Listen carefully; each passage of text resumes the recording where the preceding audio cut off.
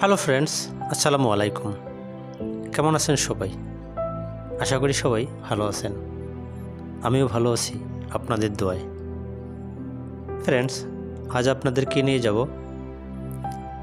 কুতুব শাহর মাজার, হজরত কুতুবউদ্দিন শাহ রহমাতুল্লাহ আলাইহের মাজার শরীফ, দরবার শরীফ। ঘুরে দেখব মাজারটি। সঙ্গেই থাকুন আমার।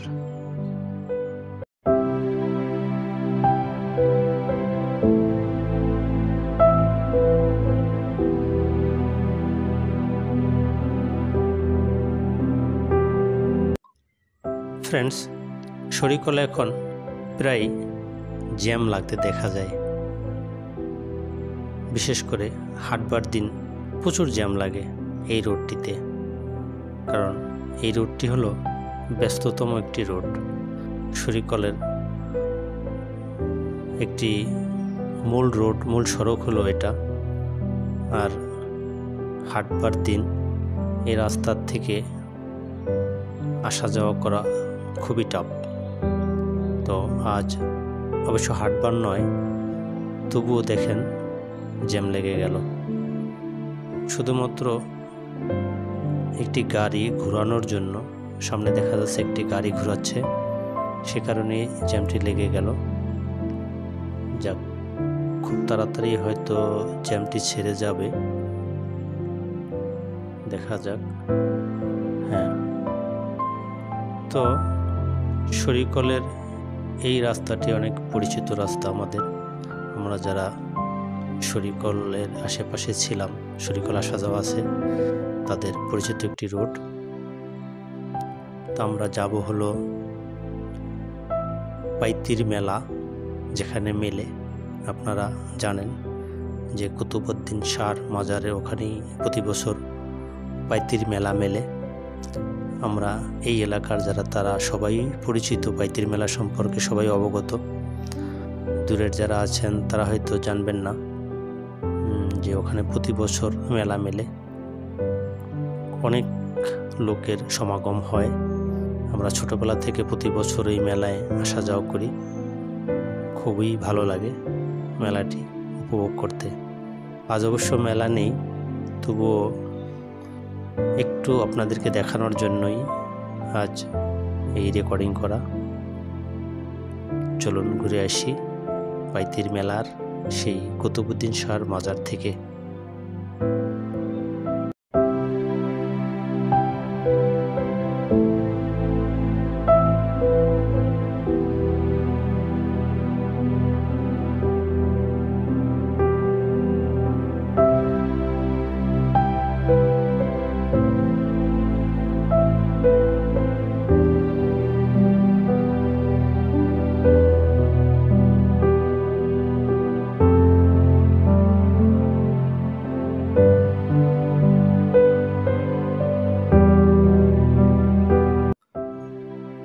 ফ্রেন্ডস, আমরা যাব হচ্ছে নলচিরা হয়ে। তো শরীকল টু নলচিরার এই রোডটি এত সুন্দর, পুরো রোডের ভিতরে কোনো একটা স্পিড ব্রেকার নেই। তো এই রোডে আসলে মনে হয় যেন বাইকে নয়, বিমানে আসি। আপনার কখন যে 60 থেকে 70-80 স্পিড উঠে যাবে আপনি টেরই পাবেন না। আর যদি হয় নতুন বাইক, তাহলে তো কথাই নেই। তবে আমারটা পুরাতন বাইক, আমার নতুন বাইক নেই। যা হোক, তবে এই রোডে আসলে যে গতিটা বেড়ে যায়, এটা অবশ্য মজার বিষয় হলো খারাপ দিক আছে। কারণ কথায় আছে, যত গতি তত ঝুঁকি। তাই ফ্রেন্ডস, আপনাদেরকে বলবো, গতিটা কখনোই ওভার স্পিডে নিয়ে যাবেন না। কারণ সময়ের থেকে জীবনের মূল্য অনেক বেশি। তাই কোনো আনন্দ ভ্রমণ করতে গিয়ে বাইকের গতি বাড়াতে গিয়ে কখনোই সেটা দুঃখের কারণ না হয়, সেদিকে অবশ্যই খেয়াল রাখবেন। আর সবসময় হেলমেট ব্যবহার করবেন। ফ্রেন্ড হিসাবে পরামর্শ দিয়ে রাখলাম সুযোগ পেয়ে। মাইন্ড করবেন না, কারণ দিন শেষে আমরা যেন সবাই ফ্যামিলির কাছে সুস্থভাবে পৌঁছাতে পারি, সেই শুভকামনা সবার জন্য, আমার জন্য সবাই দোয়া করবেন।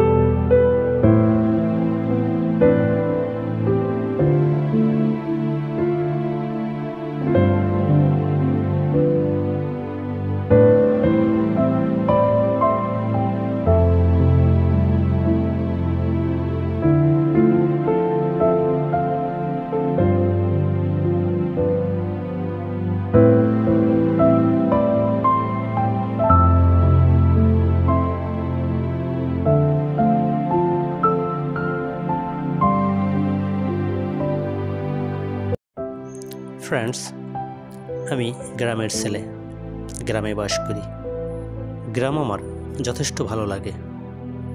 গ্রামের এই সবুজ প্রকৃতি, সবুজ ঘাস, গাছপালা, গ্রামের সহজ সরল মানুষ, পশু পাখি, সব কিছু মিলিয়ে আমার কাছে মনে হয় যেন একটি কবিতার কিছু লাইন, একটি গল্পের ঠিকানা। আপনাদের কাছে কেমন লাগে জানি না, আমার মনে হয় বেশিরভাগ মানুষেরই গ্রাম পছন্দ, কিন্তু সবার গ্রামে বসবাস করার সৌভাগ্য হয় না, কারণ প্রতিটি মানুষই তার পরিবারের কাছে দায়বদ্ধ। তাই পরিবারের তাগিদে, চাকরির খাতিরে মানুষকে থাকতে হয় দূর দূরান্তে, দেশ থেকে দেশান্তরে, দেশের বাইরে। সব কিছুই তার পরিবারের জন্য। তাই আমি মনে করি গ্রাম পছন্দ সবারই, কিন্তু আপনাদের দোয়ায় আমার যথেষ্ট সৌভাগ্য হয়েছে ফ্যামিলির সাথে থাকার, বাবা মার সাথে থাকার এবং গ্রামকে ভালোবাসার। তাই তো এই গ্রামের কিছু স্মৃতি, গ্রামের কিছু ছবি, ভিডিও তুলে ধরার চেষ্টা করি আপনাদের কাছে। ভালো লাগলে অবশ্যই একটি লাইন লিখে যাবেন কমেন্টসে, তাতে করে আমি আরও উৎসাহ পাব আর আপনাদেরকে দেখাতে পারবো আমাদের গ্রামটি, গ্রামের প্রতিচ্ছবি। এটাই হলো আপনাদের কাছে আমার দাবি, যে যদি ভিডিওগুলো ভালো লাগে অবশ্যই আমাকে একটু সাপোর্ট করে যাবেন, উৎসাহ দিয়ে যাবেন। বিশেষ করে যারা প্রবাসে থাকেন তাদের জন্য যথেষ্ট শুভকামনা, কারণ আমি বুঝি যে প্রতিটি প্রবাসী কতটা কষ্ট করে প্রবাস জীবনযাপন করতেছেন, কারণ নিজের মাতৃভূমিতে আসার ইচ্ছা প্রতিটি মানুষের। মা, মাটি, দেশ, মাতৃভূমি, এর জন্য পাগল সবাই, কিন্তু চাকরির খাতিরে, পরিবারের প্রয়োজনে থাকতে হয় সুদূর প্রবাসে। তাই প্রতিটি প্রবাসী ভালো থাকুক তার নিজ নিজ অবস্থানে। সবসময় সেই প্রবাসী ভাইদের জন্য শুভকামনা রইল। আপনারা সবসময় ভালো থাকবেন, আর এই দেশের যে উন্নতির জন্য, দেশের রেমিটেন্সের জন্য আপনাদের যে অবদান, এটা আমরা কোনোদিন ভুলব না।